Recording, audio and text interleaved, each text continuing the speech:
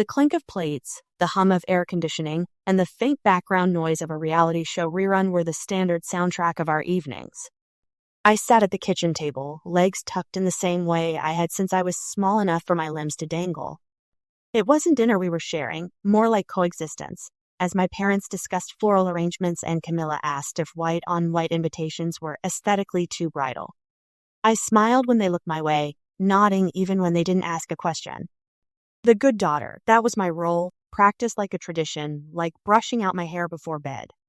I did well in school. I cleared the dishes without being asked. I stayed quiet when Camilla rolled her eyes and called me a machine with books. Mom always said I was the easy one. Dad used to joke I was born with a calculator in one hand and a peace treaty in the other. It wasn't a compliment, but it felt like one at the time. I thought I understood the rules. Behave, help, wait your turn. And because I followed the rules, I believed they would keep me safe. That working hard and being kind would add up to something. That fairness meant anything in a household where love was doled out like inheritance, more for the loud, less for the quiet. I didn't see the cracks then. Or maybe I did, and I patched them with silence. You make peace with your place, until your place disappears beneath your feet. Alina Hart sat at her desk, her acceptance letter from Franklin and Eden University framed beside her laptop. The golden lettering shimmered slightly in the soft afternoon light. Her fingers hovered over the keyboard, ready to submit her tuition deposit. For a brief, beautiful moment, everything felt possible. She imagined the tree-lined campus, the lecture halls brimming with eager minds, and her future unfolding like one of the biology textbooks she'd read cover to cover. Her dream of studying biomedical engineering, of making a real difference, was finally within reach. With a deep breath, she clicked Submit. The screen blinked. Then again. An error. Payment decline. She frowned. Maybe it was a glitch. She tried again. Still the error. The next morning, a call from the university's financial office confirmed her growing unease. I'm sorry, Ms. Hart, but the funds from your tuition account were never received. We'll need confirmation by the end of this week to hold your spot. Alina's heart thudded against her ribs. Her parents were in the kitchen when she confronted them, her voice shaking but steady. What happened to the college savings account? She asked. Her father barely looked up from his tablet. We redirected the money. To what? Her mother gave her a tight smile. Camilla needed help.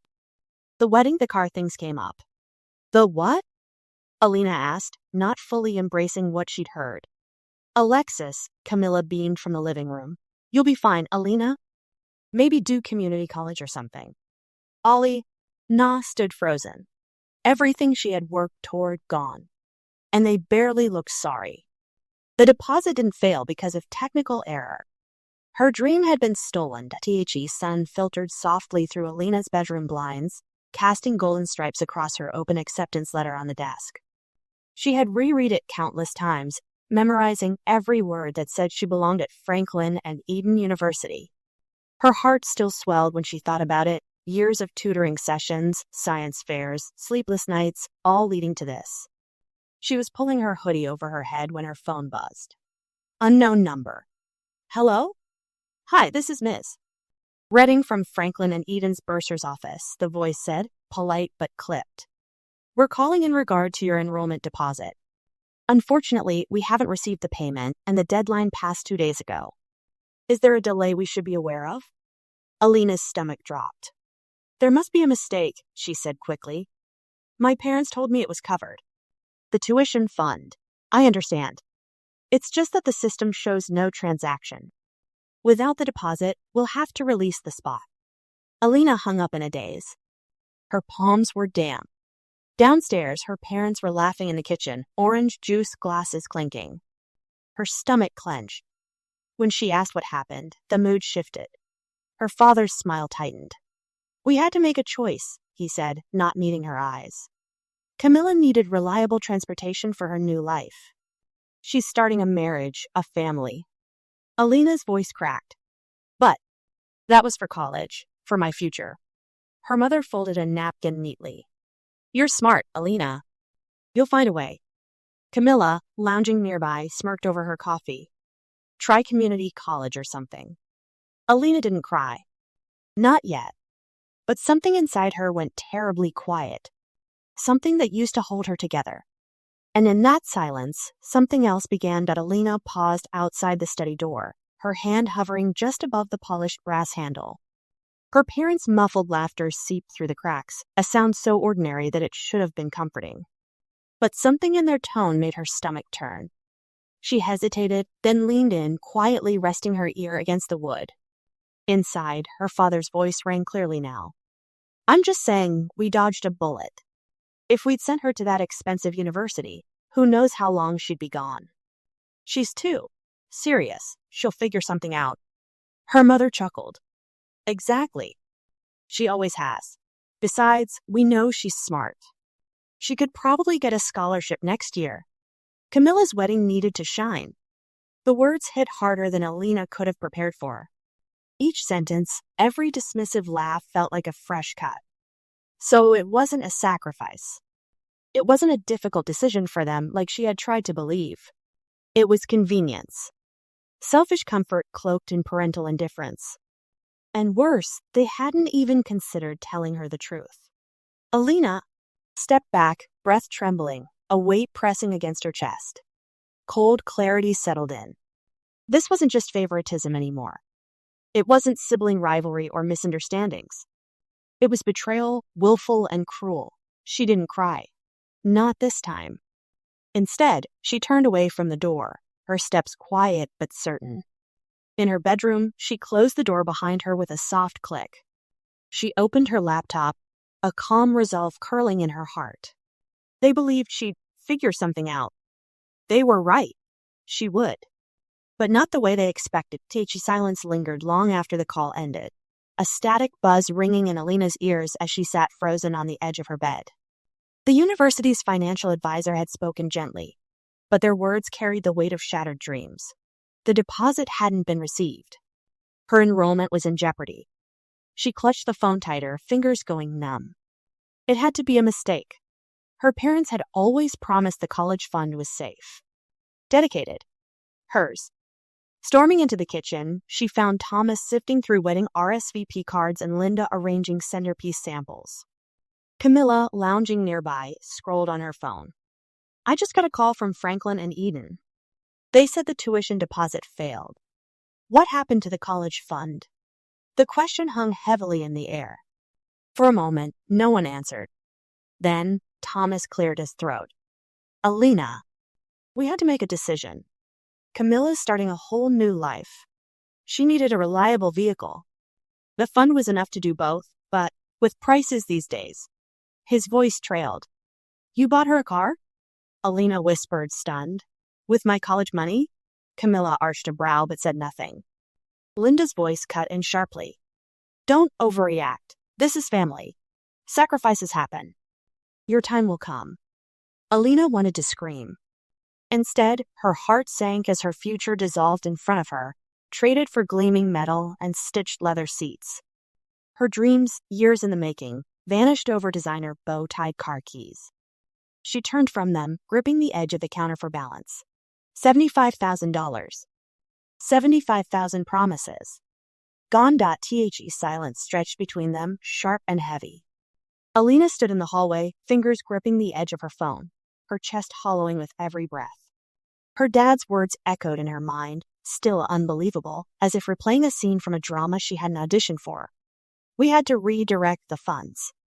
Camilla's getting married this summer, and getting her that car was necessary to help her start her new life." Necessary. Alina blinked, thinking of the years she'd spent hunched over textbooks, turning down parties, babysitting neighbors' kids for the extra savings, even though Mom had always said, "Don't stress, honey. Your college fund is safe." "Start her new life," she whispered, but the words tasted bitter now. Mom appeared in the doorway of the kitchen, drying her hands on a towel like this was an ordinary end. "Ite." "Sweetheart," she said gently, too gently.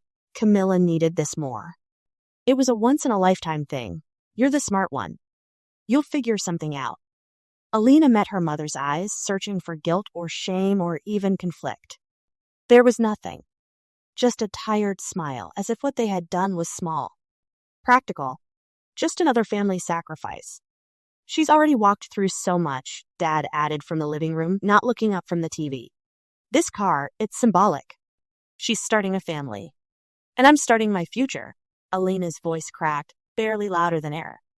Or I was. From the top of the stairs, Camilla called down with a sing-song. Maybe try community college? You'll still get that degree. Alina didn't reply.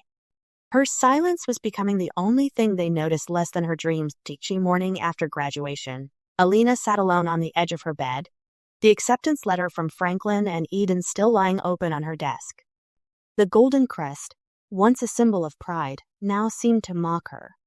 She stared at it blankly, her thoughts tangled in growing shadows of uncertainty. Her parents had missed dinner the night before, returning late from another wedding planning meeting. Camilla's wedding had taken over the house, not just the space, but the conversation, the calendar, the mood. Everything buzzed with ivory swatches and floral arrangements. No one had noticed the silent shift in Alina. Not yet. The phone call had come early, a polite voice from the university's financial office, asking about an unreceived payment. Her heart had dropped, but she smiled tightly and said there must be a mistake. An hour later, seated across from her parents in the living room, Alina asked where the money had gone. Her voice was careful, not accusing. She'd always been the calm one, the bridge builder. That made the words hit harder when her father replied. Her mother didn't meet her eyes. It was necessary, Linda said softly. Camilla needs to start her life on a good foot. It wasn't just a betrayal. It was dismissal. The silence afterward wasn't filled with regret, it was filled with expectation that Alina would, as always, understand. Upstairs, behind her closed door, the first hairline fracture appeared in her belief that family meant fairness. Looking down at her neatly folded college brochures, she realized something was breaking. And for once, maybe it shouldn't be her. I was reaching for a bowl in the kitchen cabinet when I heard it, light, careless laughter rolling from the living room. Dad's baritone chuckle, followed by Mom's amused sigh. I paused, bowl in hand, just behind the archway. They were talking in low voices, but I heard every word. Can you believe it? Dad said between sounds of amusement. 75 grand gone in one check. And Camilla? Oblivious. She thinks it came from a trust fund. Mom laughed softly. I'm just relieved we didn't have to co-sign any student loans. Let her get a scholarship later. She's the smart one, remember? She'll be fine. Their laughter rang again. I stood frozen, the bowl trembling in my hands. I didn't cry, not then. Something inside me just shifted. It wasn't the money, not really. It was hearing the two people who taught me about truth, respect, hard work, openly devalue everything I believed in. In the space of a second, my future became nothing more than a punchline. Their laughter muffled everything else. I set the bowl gently on the counter, like I might drop it if I held on longer. My breath came out shaky, like my body knew something before my mind had formed the words. I didn't walk into the room. I crept back up the stairs. In my room, I sat on the floor, back against the bed frame, and stared at the navy folder from Franklin and Eden tucked beneath my desk. That moment, those carefree laughs, became the line I couldn't ignore. Not mourning. Not silence. Resolve? Quiet and strong. Alina sat cross-legged on her bedroom carpet, the soft hum of her laptop cooling fan filling the silence. The sun had long set, but the screen's pale glow lit her face. A blank document stared back at her until she slowly typed the words, "Good evening, everyone." It was a start. Polite. Unassuming.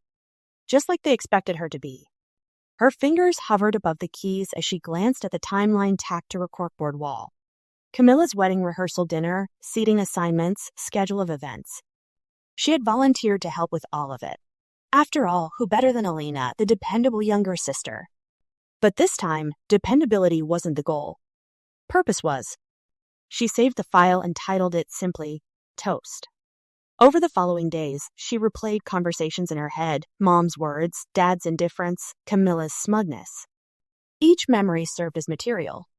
She combed through texts, bank emails, withdrawal confirmations. Screenshots went into a folder labeled Truth. Still, she didn't rush. Between icing cupcakes and folding napkins for bridal events, she smiled, listened, and watched for cracks. No outbursts, no cold stares, just the quiet presence they all depended on. They never suspected a thing. At night, she practiced in the mirror. Not just words, but tone. Every pause, every breath. She wouldn't yell or accuse. Her story didn't need dramatics. It needed truth, clean and direct. Eventually, she slid a USB drive into a carefully labeled envelope and handed it to the DJ. "Wedding slideshow," she said with a small, practiced smile. No one questioned her. By the eve of the wedding, the speech was ready.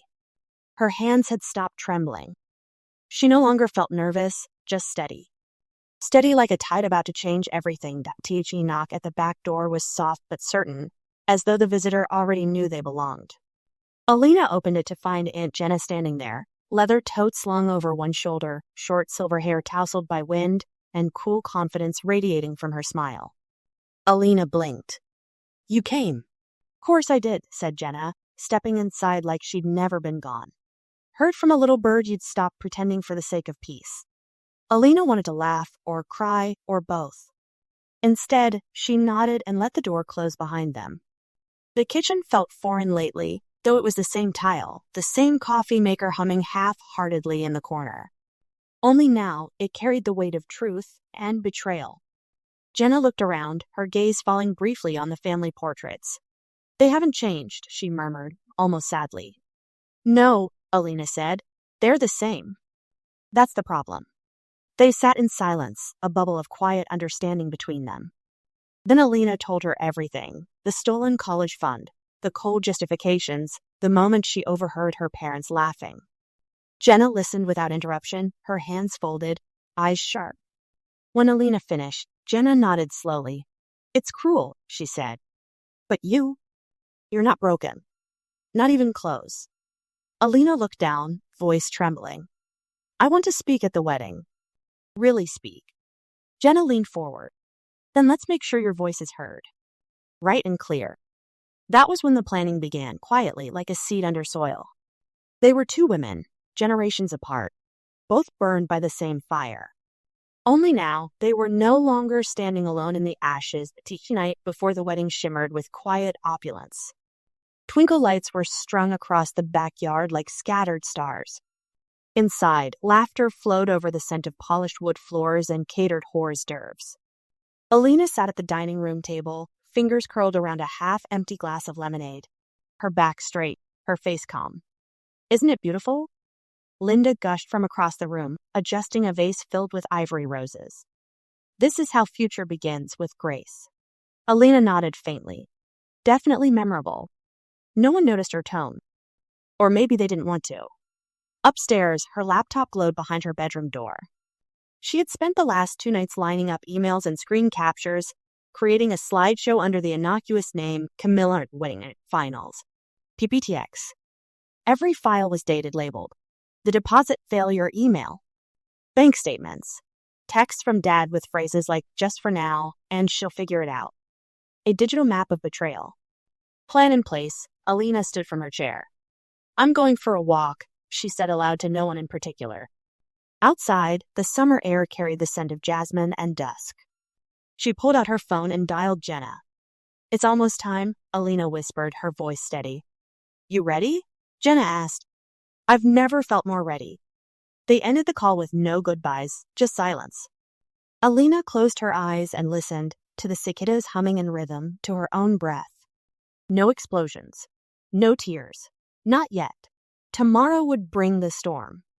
But tonight, there was only the hush of shadows and the slow, quiet rise of someone who had decided to stop being silent that each morning and streamed through silk curtains as Alina fastened the final clasp on her lavender bridesmaid dress.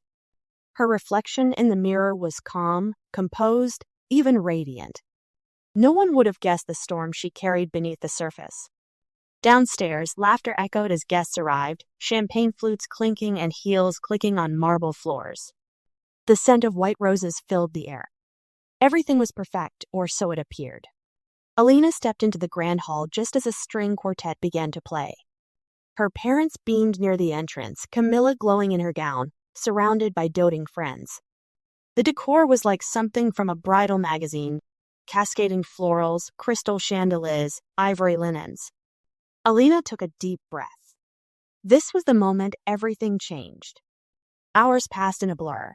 Ceremony, photos, toasts from uncles who barely knew Camilla. Finally, the MC smiled brightly and announced, "Now, a few words from our beautiful maid of honor, Alina Hart." Applause swelled as she stepped onto the stage.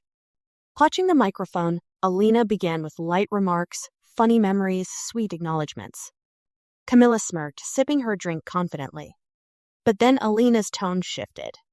She turned to her sister and said softly, "There's something important I want to share today. Because behind this sparkling day is a story you haven't heard." The screen behind her flickered to life. Bank statements, email threads.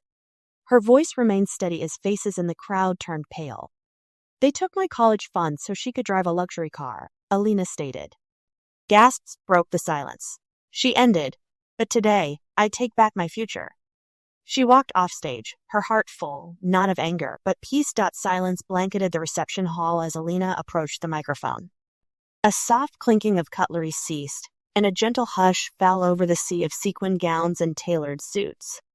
Behind her, the golden lights of the ballroom shimmered against the crystal centerpieces. People leaned forward, expecting a sweet, sentimental toast from the younger sister, the dependable one. Alina smiled softly, her fingers loosely gripping the microphone. "Good evening," she began. "I'm Alina Hart, maid of honor, aspiring engineer. And, until recently, someone who believed that family always came first." Polite chuckles rose. Camilla beamed, eyes sparkling beneath her veil. "I wanted to start with a story," Alina continued. "It begins when I was 10, and my parents told me about a savings account, one just for me, to help me go to college. I held onto that promise through every late-night study session, every skipped party, every exam." Camilla shifted in her seat. "I was recently accepted into my dream university, Franklin and Eden. I cried when I got the letter, what I didn't expect." Her voice slowed, steady but sharp. "Was a different kind of letter from the university's office, informing me that the tuition payment didn't go through." Camilla's smile faltered. "And it turns out, Ollie," Na said, turning toward the projector screen, "that money, my future, was used for something else." The slideshow flickered. Screenshots appeared, bank transfers, text discussing the SUV, a line from her father reading, "Camilla needs this more." Gasps swept through the room. Someone dropped a glass. "I lost a dream," she said, tears glinting but not falling. "But tonight, I'm taking back my voice." And without waiting for applause or reaction, Alina walked away. Hall shimmered in soft candlelight, a sea of ivory roses cascading from crystalline vases arranged meticulously on every table.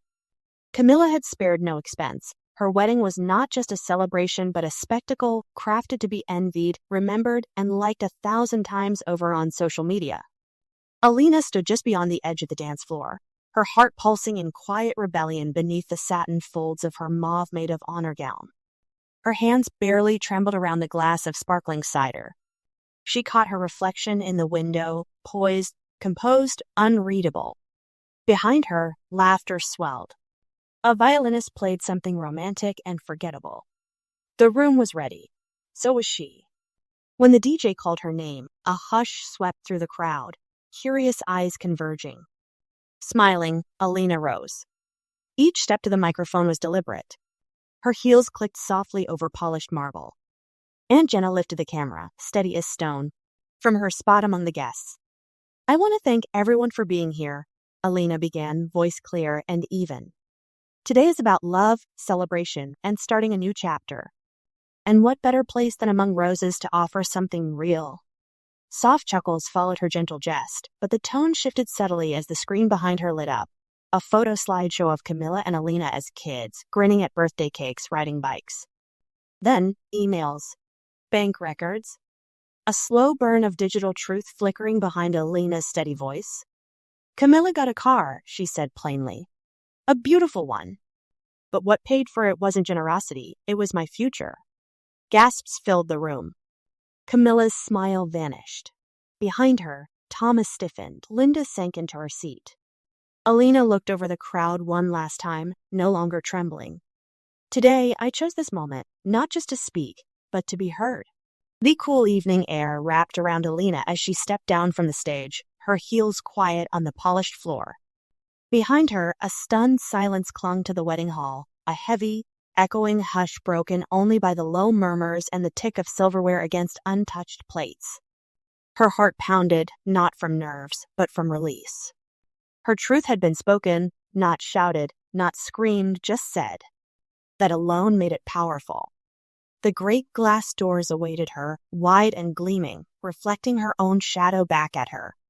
Alina didn't look behind her as she walked. She didn't need to.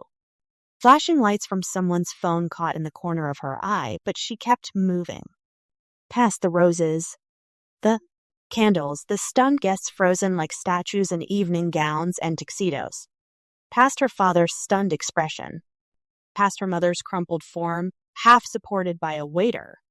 Past Camilla's seething, furious glare. Outside, the sky boiled soft with amber and lavender, dusk had settled around the parking lot like a gentle curtain. A breeze tugged at her loose hair, and it smelled of lilac and freedom. Aunt Jenna stood leaning casually against her old Subaru, arms crossed, her mouth curved in the quietest of smiles. She said nothing, but in her silence was everything: pride, understanding, support. Alina reached her, keys dangled from Jenna's hand. Without hesitation, Alina took them, opened the passenger door, and slid in. As the engine hummed to life, Alina turned one last time toward the hall and drew a breath. She didn't regret what she'd said. She regretted waiting so long. The video had barely been online 12 hours when Alina's phone began vibrating nonstop. Her walk with Aunt Jenna that morning down Maple Street had turned into something surreal. Cars honked. A jogger actually slowed to say, "Hey, you're the girl from the wedding speech, right?" Her hometown, once a background hum of polite smiles and whispered judgment, now buzzed with wide eyes and unwavering support. Online, the clip was titled, "Maid of Honor Destroys Her Family in Epic Wedding Toast." It stormed through social media like a summer gale, first a few thousand views, then hundreds of thousands. Comments poured in. "She's the quiet hero we didn't know we needed. I hope she gets double the education after this." Integrity. Grace. Strength. Alina sat cross-legged on Aunt Jenna's living room couch, speechless for once. Beneath the glow of the screen, she scrolled through donation alerts. A stranger named Carla from Vermont sent $20 with the note, "Go change the world, Alina." A single mom from Oregon donated $50. "Your courage reminds me of my daughter. You've got this by evening." The GoFundMe Jenna set up had crossed $70,000. Alina's eyes stung, not from anger, but something far fiercer: gratitude, belief, the feeling of not being alone anymore. Camilla's wedding video now lived online forever, but not for the reason she'd planned. Rumors swirled in town. Friends distanced themselves. The SUV, removed from Camilla's driveway, returned. Sold? Alina didn't care in private. Her inbox overflowed with university emails, not rejections, invitations. Even from schools she'd never expected, but her heart still circled back to Franklin, and even one reply made her pause. "Alina, we saw your story. We welcome you with open arms." She looked out at the night sky, sparkles of truth shining back for the first time. Her path felt lit from within. Teaching morning after the wedding, Alina woke up in Aunt Jenna's guest room to a phone humming relentlessly with notifications. At first, she thought it was just a flood of messages from furious relatives. But as she tapped screen, she saw something else. Thousands of alerts, mentions, shares, comments. The video. Someone had uploaded it, titled simply, "Maid of Honor Destroys Her Family in Wedding Speech." Within hours, it had gone viral. By breakfast, it had 1 million views. By lunch, it was everywhere. Alina stared at the screen, heart pounding, not in fear, but disbelief. She had imagined fallout in private hallways, not this tidal wave of strangers watching her stand at the pulpit and peel back the shiny curtain on her life. But what came next surprised even her. The comments weren't cruel. They weren't mocking. They were kind. "You said what so many of us never could. I believed in your dream 3 minutes into that speech. Stay strong, Alina. We have your back." Someone had started a crowdfunding page with the caption, "Let's send her to college, the one her family tried to steal from her." In hours, hundreds of people had contributed. By the end of the week, it had cleared $100,000. Alina stood in Aunt Jenna's kitchen watching the number climb, tears in her eyes, not from pain this time, but from the overwhelming realization that strangers, people she'd never met, had seen her hurt and chosen to help anyway. They'd believed in her not because of who her family said she was, but because of who she chose to be. Each first morning after the wedding, Alina woke in Aunt Jenna's guest room. The light filtered through soft lace curtains, and for a moment, she felt something unfamiliar, peace. The night before still felt like a distant echo, yet the clarity in her chest said it had really happened. The truth was out. She had spoken, and the world, for once, had listened. Downstairs, Aunt Jenna was already at the stove, humming a tune from the 70s, flipping pancakes the size of dinner plates. "You're going to need your strength," she said without turning. "Because this is where we start again." Rebuilding from ruins wasn't about pretending the hurt hadn't happened. Alina knew grief couldn't be swept away with applause and donations. The betrayal lingered, coiling around quiet moments. But she also knew she was no longer alone. Messages flooded her inbox, strangers pledging support, young women sharing stories of their own silent dreams, and even a retired professor offering mentorship. A letter arrived in the mail, a formal acceptance from Franklin and Eden Scholarship Board. Full academic sponsorship. Tears welled in Alina's eyes as she read it aloud to Jenna. "Looks like someone's dream just found its way home," Jenna said, pulling her into a tight hug. In the weeks that followed, Alina studied hard, worked part-time at a local lab, and let herself laugh again. She started journaling daily, chronicling not just loss, but resilience. Her voice, once reserved, grew steadier with each passing day. She didn't rebuild the future her parents had burned in one step. But brick by brick, through truth, courage, and hope, she discovered something far greater. Our own foundation, and this time it was unshakable. Each morning sun filtered through the curtains of Aunt Jenna's kitchen as Alina poured water into a coffee mug that read, "Nevertheless." She persisted. The air smelled of toast, hardwood Polish, and the kind of peace she hadn't known in years. 2 weeks had passed since the wedding. 2 weeks since a hum of applause from strangers had replaced the silence at her family's table. Alina's phone buzzed gently on the counter, lighting up with messages from donors who had left notes with their contributions. "You deserve every dream." One read. Another. "Your voice gave mine purpose again." She didn't always know how to reply, but she kept every message. A mosaic of belief, built by people who had never met her, but saw something in her worth investing in. Jenna sat across from her, barefoot in jeans, sipping from her own mug. "It's incredible," she said, looking at the tablet screen full of donations and comments. "You did this, Alina, by being truthful, by being brave." Alina nodded softly. "It's strange. I thought I lost everything that day, but you didn't," Jenna said gently. "You just left behind what kept you small." Later that afternoon, Alina stood on the porch, watching the golden leaves undulate in the breeze. As she held the acceptance letter again, now framed under glass, she felt a calm bloom in her chest. It wasn't just about the college fund anymore. It was about reclaiming the story. In the place where silence once ruled, Alina found a beginning, not of the family she was given, but the one she chose, built on truth, on earned trust, and a quiet, steady kind of courage. Each morning air was crisp as Alina stepped through the gates of Franklin and Eden University. Golden leaves danced across the cobblestone paths, and buildings of ivy-covered stone loomed like something out of a storybook. Her heart swelled, not with nerves, but with something steadier. Peace. Anticipation. Freedom. She glanced at the map in her hand, but she already knew where she was going. Weeks of orientation videos, campus forums, and late-night browsing had made her feel like she belonged here before she ever arrived. With her backpack comfortably hugging her shoulders and soft sneakers brushing the dewy grass, she made her way toward the science and engineering hall. Passing students chatted excitedly, balancing coffee cups and class schedules. The low hum of campus life filled her with quiet joy. For the first time in a long while, she wasn't shrinking herself to support another person's spotlight. Here, Alina didn't feel lesser.